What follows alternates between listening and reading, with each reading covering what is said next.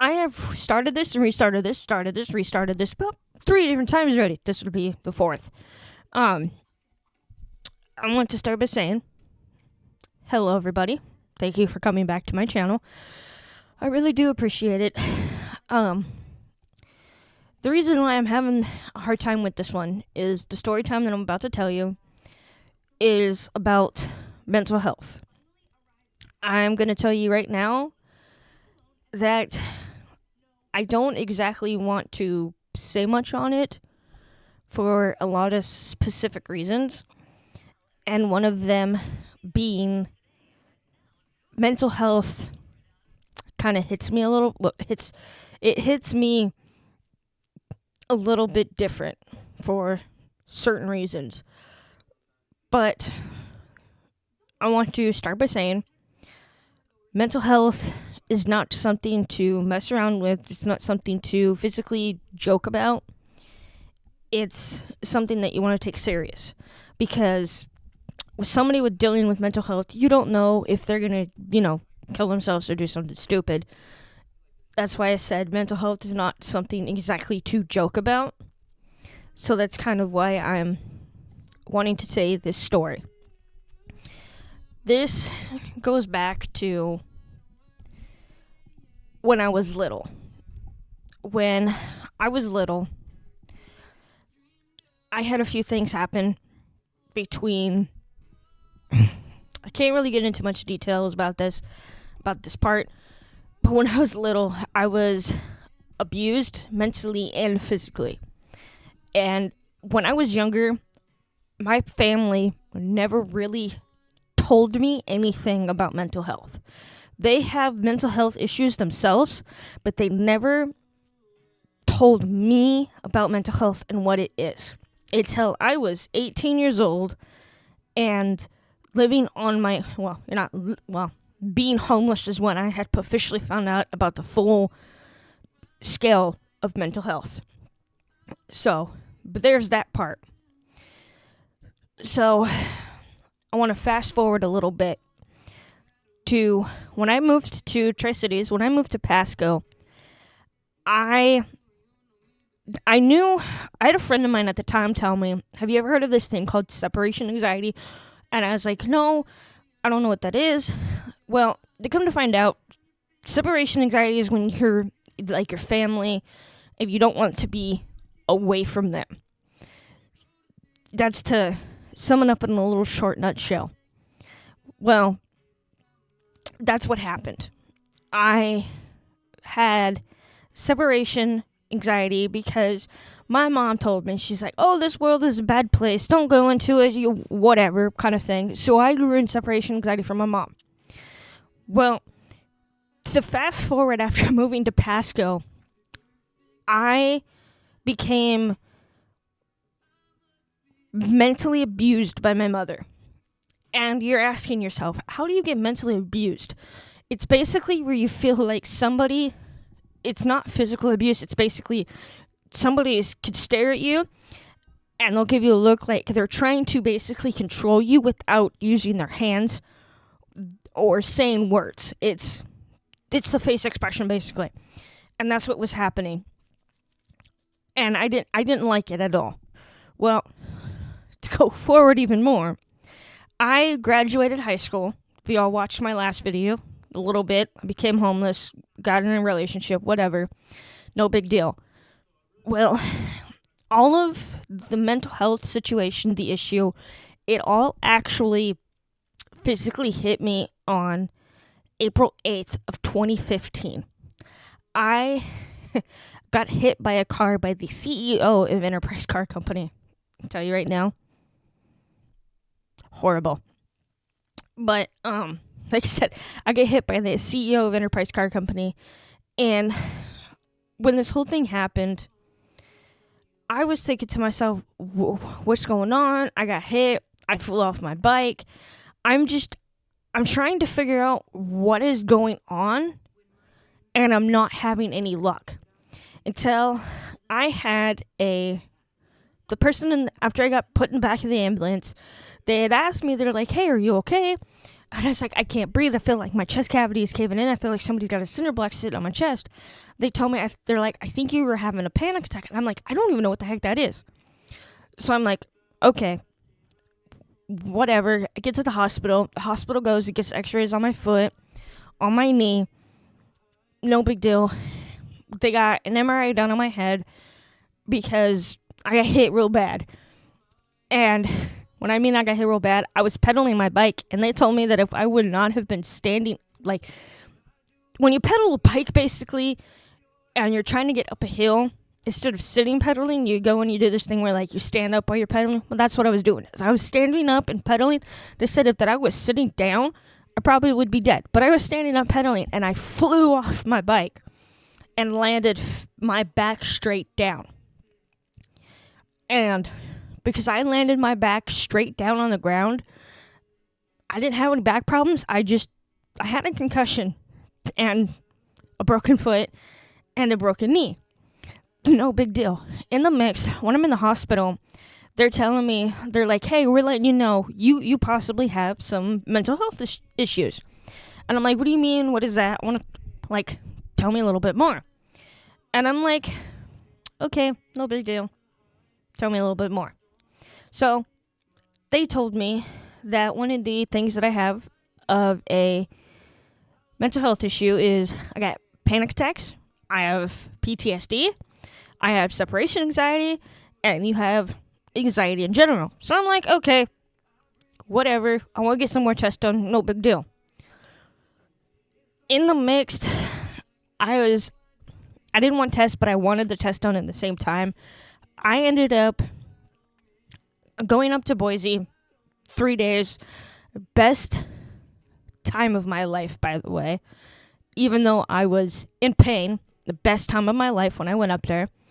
It was a Bible college thing to see what... It's like a college thing, basically, but it's for Christians. And I came back home to find out I had a deeper concussion than what was expected. So I had no words to say at all. And by the way, to pause this for a second, I want to tell you guys, do not mind the Kansas City, because I really don't want to leave it open to this the whole time. So that's why Kansas City is in the background. By the way, when this video comes out, it's going to be the day of another game. And right now, in this moment, when I'm doing this, we're 10-0. We're 10-1. So let's keep that up. Sorry. Back to what I was saying. I had to say that I'm sorry, everybody. But I had, like I said, came back, had a concussion, whatever. Wanted to know more about mental health, didn't want to at the same time. Well, I'm going to go backwards a second. I'm going to tell you guys a little story. It's a little deep story. On May 1st, 2012, I almost ended it all. I almost ended the chapter of my life. And what I mean by I almost ended the chapter of my life, you guys should figure it out. Put the two and two together. But something told me not to do it. And I couldn't explain why. And to come to find out, that reason being is my little sister, Grace. I really didn't know at the time that she'd save my life until later on down the road. But, like I said, I had a concussion. To fast forward to the present, to that timing, I had a concussion. And when I had a concussion, I was told that my brain is done developing. The older you get, the more your brain continues to develop. You continue to want to take in more knowledge and all this stuff. My brain was done. It was completely done. It was stopped wanting to take in knowledge. It was done wanting to figure out life and all of that stuff. It was done. I was also told from having a mental health disorder, I needed to have somebody take care of me the rest of my life. I'm going to tell you guys right now, I've proved them all wrong. There's times when my brain does stop working, I'm not going to lie, but I am still going and still wanting to do stuff that I need to do. As you all can tell, I got my dream job. My dream job is to be a full-time YouTuber. I got it. I proved those doctors wrong, and I'm okay with it. But to go forward in, say, about 2016, well, I can't say 2016. It was 2018 when I got kicked out of a shelter. And I met this person. She's real cool. Don't talk to strangers, by the way, folks. Just don't talk to strangers. It's not a recommendation. This lady seen me crying, whatever. She's like, hey, I want to take you back to my house and hook you up with somebody, which is Lourdes, to go get like a mental health evaluation. I honestly knew about mental health, but at the same time, I didn't truly know about mental health at all. So I went back to her house, fed me, whatever, no big deal. Well, her friend with a car came to show up. We drove to Richland to go to this counseling center. I went to talk to her, whatever. They wanted to get a few mental health evaluations done on me. No big deal. Went to the hospital, had to get my blood drawn, which sucked, by the way. I'm scared of needles. I'll say that. I'm scared of needles. But I ended up having to get my blood drawn, do my pee test, all this stuff to make sure that there's no drugs in my system. Because if you got drugs in your system, they're not going to take you in. Which, it is what it is, I guess. Hold on, I got to yawn. But they did all that stuff. That night, I went to go to Lourdes, back to the counseling center, from the hospital to the counseling center. And they were pretty close together, by the way, which was really weird. But I went back to the counseling center, and that night I slept, whatever. I didn't know what I was doing. I was a wreck. The next morning, we had a group meeting, whatever. I didn't go because I got in there about 12 o'clock, and they're like, you can miss your first meeting in the morning, no big deal, whatever. Missed the first meeting. Well, about a little after 12 o'clock, after I had lunch, I was in a room with a doctor and a nurse, and then one of the people that were basically the counseling people. It's not it's the mental health place, basically. It's for people who want to kill themselves is what it was. That staff member came in. So I had 3 people in a room. They had said, shorten your story in 10 minutes. So in 10 minutes, I gave them a brief detail of my life. And throwing your life in a story for 10 minutes, knowing everything you've been through, I'll tell you, it's horrible. If you go over the 10 minutes, that's when they know that there's something physically wrong with you and emotionally wrong with you. Well, after the test was done and everything, I went over that 10-minute mark, okay? I went out and everything. They waited. I came back in, and they said, so here's what's going on with you. And these are all of the mental health issues. These are all of the issues that you have that we want to work on, get you medication for, but we want to work on these things. The first thing that they had named off was I have social anxiety, separation anxiety, panic attacks, PTSD, sleep disorder, and there's one other one, and a sleep paralysis. I couldn't sleep at all. And they named all of these off, but the first thing they named off was PTSD. I also have ADHD, by the way. The first thing I was ever diagnosed with was when I was little, was ADHD, but they're like, you got ADHD, and I'm like, I'm very aware of that. But That's the first thing they said. But the first main thing that I knew about, the first thing that I was ever told was PTSD. To some people who know that, some people who don't, I'm going to sum it up. ADHD stands for Attention Deficit Hyperactive Disorder. That was from when I was little. I'm 28 years old and I'm still diagnosed with it, which is really, really, really sad. But PTSD stands for Post-Traumatic Stress Disorder. And that typically only happens for people who are in the military, but it's different in this case. For me, it was from being SA'd when I was homeless to being abused mentally and physically from 6 years old to 18 after I moved out. It continued to pile in and all of this stuff. And in the mix of it all, I was dealing with all this stuff. And I wasn't okay with it. After they told me, I didn't want to believe any of it. They told me that we're going to start you off with some medication. We're going to start you on some low dose. If you don't like medication, skip this part. I'll give you guys a time thing. In the reading part, I'll give you the time thing. But the first medication they put me on was lamotrigine. They put me on it to stabilize my mood, to help me with all of this stuff. The big no-no that I did was taking meds, not taking meds, taking meds, not taking meds. Okay? That's what I did.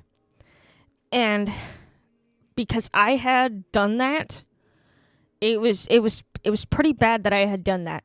Okay? And it's not a recommendation at all to take your meds, not take your meds, take your meds, not take your meds. Stay on them consistently like the doctor recommends, or it is going to really mess up your body. And I mean, it's going to mess up your body, and it's not going to do any good for you. That's what I did. The next thing they put me on was fluoxetine. Next thing they put me on was Buspirone. Next thing I did, I had a teeny panic attack that landed me in the hospital. They went and they're like, we're going to put you on hydroxyzine. I was like, okay, whatever. So they put me on that. And then things went forward. They're like, we're not going to put you on any blood pressure medication, which in this case, they seen it as me having nightmares, but it was considered blood pressure medication. They didn't do that yet.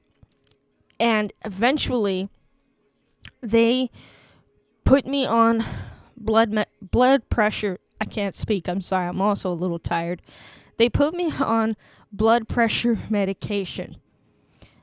And they had the reasoning for it was because I was having nightmares consistently, and it was bad. It got to a point where I would have so many bad nightmares that I would end up choking myself in my sleep. That is how bad they would become. And I gotta yawn again, hold on.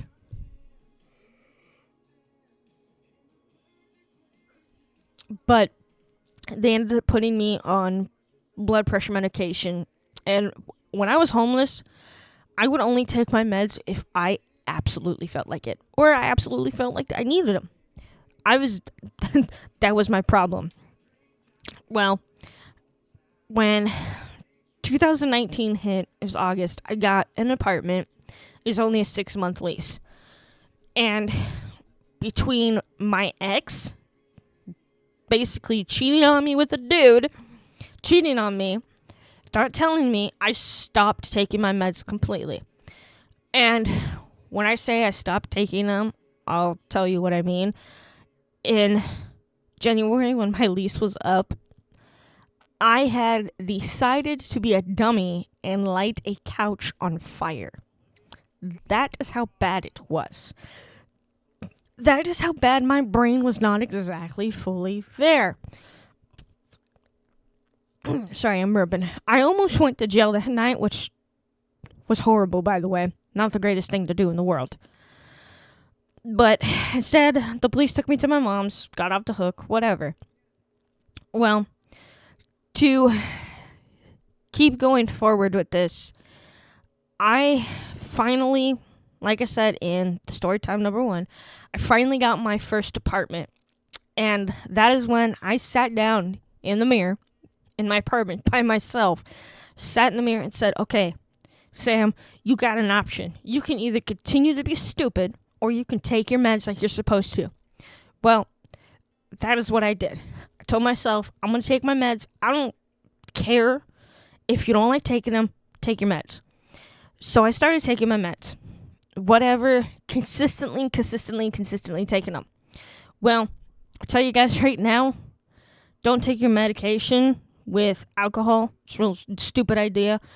The next year, following 22, I took my medication with alcohol. They stopped me on my meds, restarted me from the lowest dose back to the current high dose.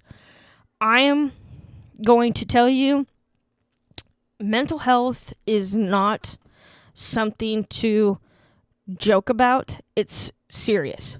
I also forgot to mention that process along the way of 2019. I also got diagnosed with depression. And that was worse. But I gotta yawn again, hold on. But back to present timing. I have a list somewhere. I don't have the list in front of me. There is so many mental health issues that are out there.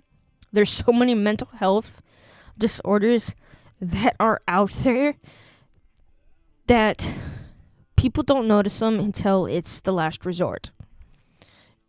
And it's pretty sad. It's not sad, actually. It's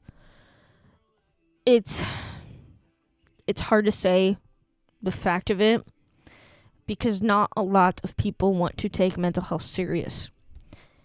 If you feel like you are personally spiraling out of control and you can't get your mental health under control, I personally recommend you going to a counseling facility or meet up with somebody to help you out. Because killing yourself is not the way to go about it, folks. It's really not. I understand there's times where people don't want to talk to somebody, they don't want to talk to a counselor, they don't want to do anything. They just want to stay isolated in their own bubble. But it's best to actually talk to somebody about what's going on. It can be some random person like a counselor who has a degree in that stuff to actually talk to them about it. Another reason why I started doing YouTube is because the fact is my brain, like I said in a part of this video, my brain is done taking in knowledge. I'm 28 years old, but my brain is about a 5 or 6 year old level. And when I work, that 5 and 6 year old level, it shows a lot. So I am unable to do that, which is horrible. I want to have a job. I want to be able to work 9 to 5. I want to be able to do all of this stuff. But I have to first get my mental health under control before I can do that. I have to make sure that I'm in control of my brain before I get to that point. Because if I can't, I'm just gonna end up losing that job. But like I said, mental health is not something to joke about. It's something to take serious. If you or anybody that you know that is having a hard time dealing with mental health, please, I ask you to reach out to somebody and talk to them. In the bottom of my description, I'm going to leave a number. Save to your phone. Do whatever you want with it. But I'm going to leave a number in the bottom. And it is a crisis phone number to talk to somebody about whatever's going on. I am wanting to let everybody know that there's somebody out there who can help. You may not think it, but there's somebody out there who can help. with that being said, this was shorter than my last one. Yay, I'm happy about it. I hope you guys like a brief detail of my mental health story and what it is. I really hope you guys can leave a like, share with your friends, and of course, I really hope you guys enjoy these story times. I'm coming up with an idea of a story for next week. Yeah, next week. It's just the concept of me figuring it out. And just figuring it out. So, have a beautiful rest of your guys' weekend. And stay y'all. Bye.